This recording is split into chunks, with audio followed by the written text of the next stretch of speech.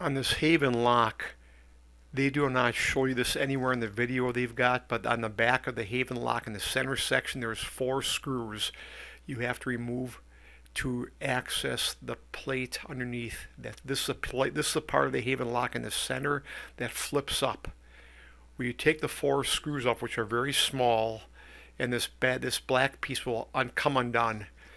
First of all, my comment: Haven lock it's fairly poorly built, worth maybe $29, not $99 on sale, but it's very poor customer support. There's no phone number around. The video they have, the 1-minute video, does not show what I'm showing you here, but the thing is, you've got to take that plate off to have access to the 6 screw holes underneath these straps.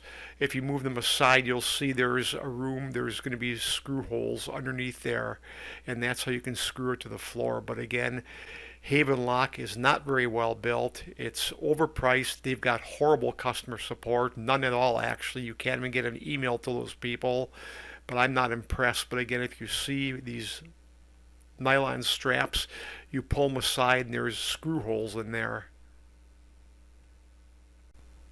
Had they any brains, they would have shown this on the installation video they've got on their website, but of course, I think they want to give people a challenge. But I mean, idiots. This is a professional company supposedly, but they haven't even got decent setup instructions, and worse yet, there's absolutely no way to contact these people. There's no phone number anywhere.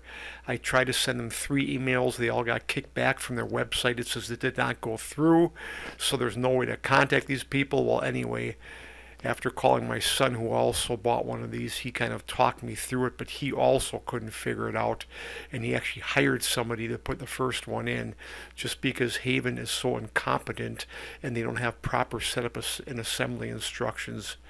But I think this, what I'm showing you, will help you a lot. This shows the unit in front of the door screwed down.